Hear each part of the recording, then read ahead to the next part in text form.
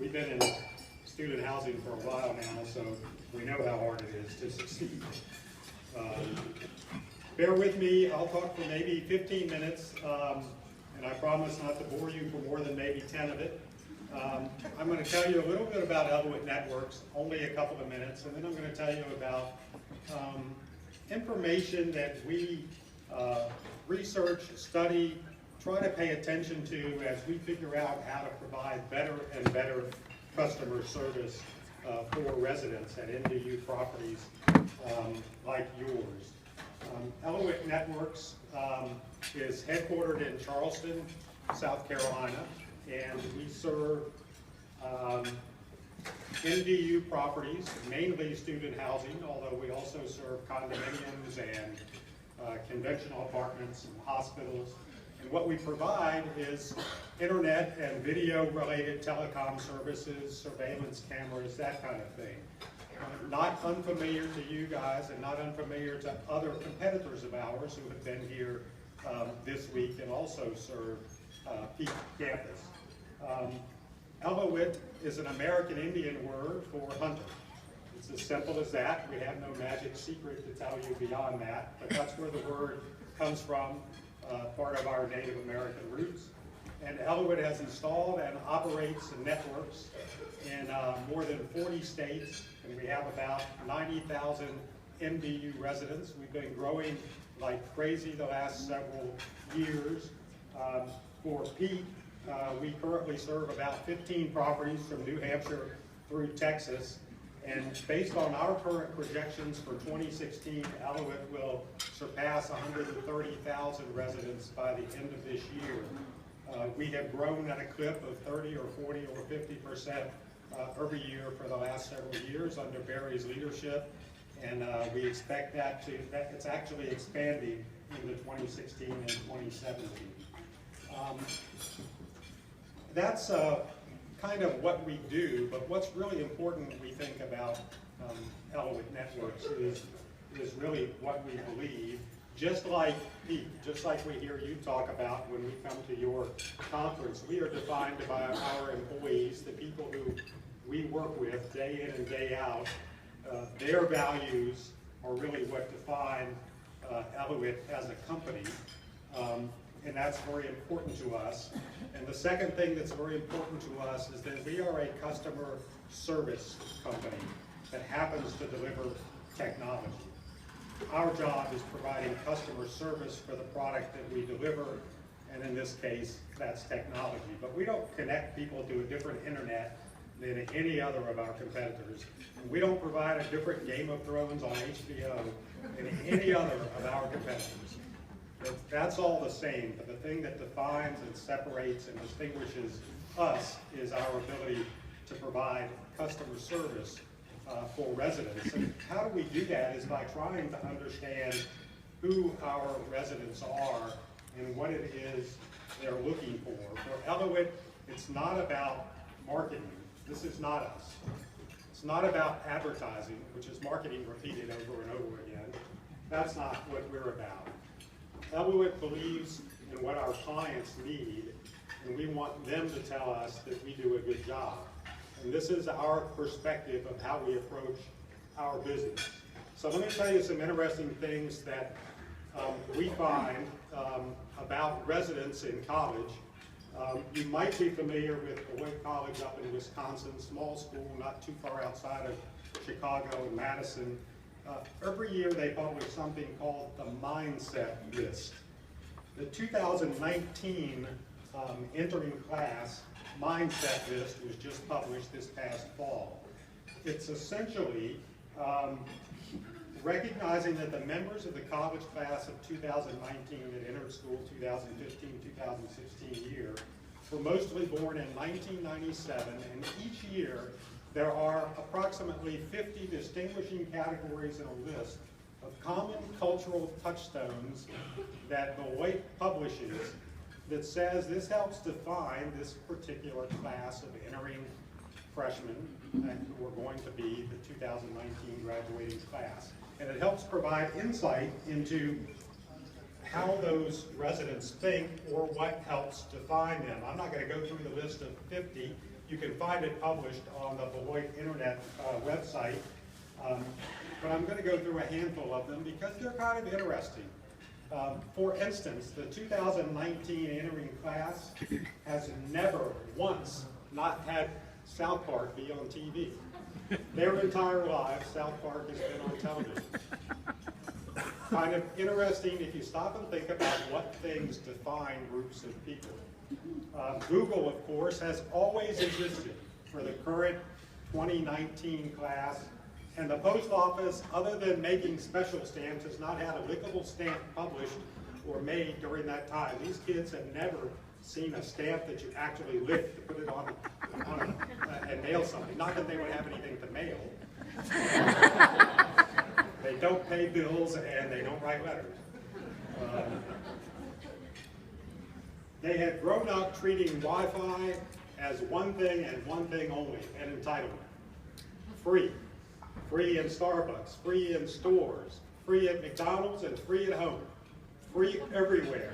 Nobody has to pay for it. All free, all the time, and that's really an interesting part of our business because all of us know somebody pays for it, and these guys in school, they know somebody pays for it too. They just know it doesn't seem to come out of their own pocket directly. And that really influences how they expect their customer service to be delivered to them, and which in turn impacts how we have to deal with them. Beloit has determined that at this point in time, students who enter college believe that email is a formal means of communication, and that only tweeting and texting are casual. And if you have to formally communicate with someone else, you need to send them an email. Interesting facts about this group of people. The Lion King has never not been on Broadway since these kids have been alive. And for those of you from Atlanta, the Atlanta Braves have never played anywhere except at something called Turner Field. Professors today insist that term papers employ some sources that are not found online. And that, they say, is a very difficult thing to get their students to do, because almost every source they have is something that is generated online. CNN has always had a Spanish channel, and during their first week of kindergarten, this particular class saw endlessly repeated images of 9/11 and the Twin Towers. All things that impact in one way or another, and this list is pretty fascinating, and they publish it once each year for each entering class. We like to know at Elauwit how our residents that we work with want to engage with us. So we use a lot of resources as part of our customer service platform. EDUCAUSE has great studies each year of undergraduate utilization of technology. And there are a lot of unique blogs about millennials that are out these days that explain a lot of information. I'm going to share maybe 4 or 5 or 6 facts with you mostly from focus groups of college students today and the things that they believe. First, what's their preferred method of communication for customer service with companies that support them? Fast, they want brief, they want concise. In other words, text messages. We have to communicate for customer service by social media because it's the only way fast enough to give us the responses that we feel we're entitled to, and we don't want to talk to somebody if we can figure it out ourselves. We may have a couple of questions. We want you to answer the questions, and then we'll go on about our business. This is their perception of themselves. I've listened to 10 or 12 or 15 different focus groups with 8 or 10 different college students in each one, listening to how they respond to these kinds of questions and how they define what they're looking for in the way of customer service. They were asked, which is very different than I think many of us, how do you feel about non-native English-speaking call centers? At Elauwit, I used to like to do this marketing thing because our call center was in South Carolina, and we said the only accent you get when you call us is that of Southern hospitality. And that works really well for older people. But these students say it's a globalized world. We would expect that call centers are going to have people who speak all kinds of different languages with all kinds of different languages, and we don't care where the call center is. That's part of the deal. We get that. But what we do expect, one young lady said, wherever they are, you need to pay those people a fair wage. Kind of interesting about the things that matter to this group of entering college students. Why do you like social media for obtaining customer service?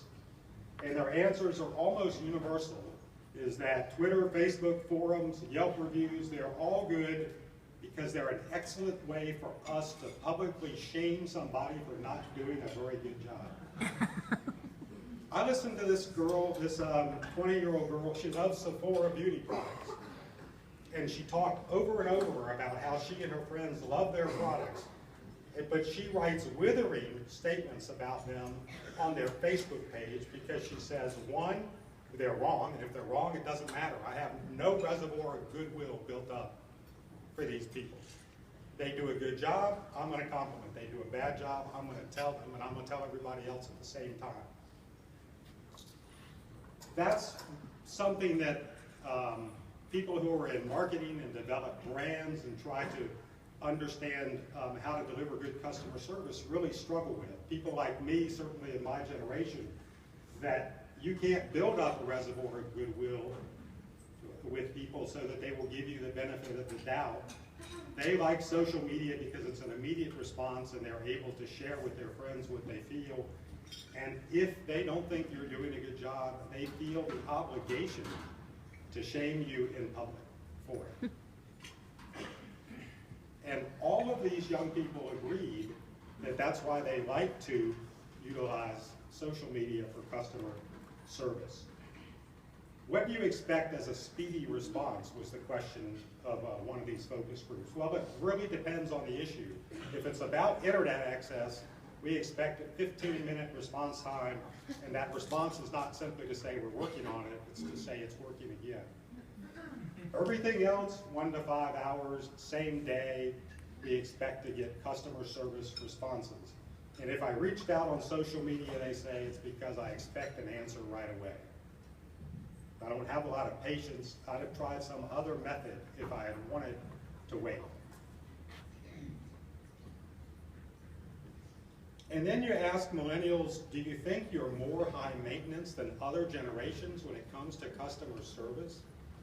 And almost to the man or woman, they say no. Older generations expect more. And this is really interesting to try to understand where that comes from. When you say, even that you expect an immediate response, even though you use multiple channels of social media to reach out, and even though you like to engage in public shaming of the companies that you're talking to, you still don't think you're more demanding than older generations when it comes to customer service. And here's how they say, why they say they aren't. Because we only reach out when we need service. We don't want to talk, we don't want to chit-chat, we only want what we ask for, we don't want anything else. We don't want you to try to sell us anything, we're not calling to buy anything.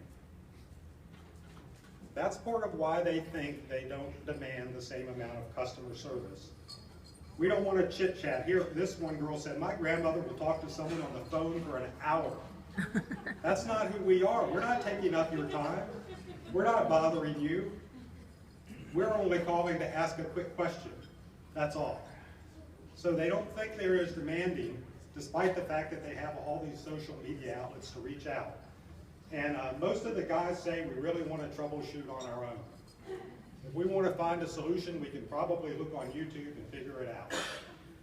And the one thing we're not sure about, we're going to call you and ask you about or send you a tweet about it. Pretty interesting. But it's all about perspective, and this is how they perceive themselves, and it's important for us as a customer service company, whether we're doing technology or furniture or anything else.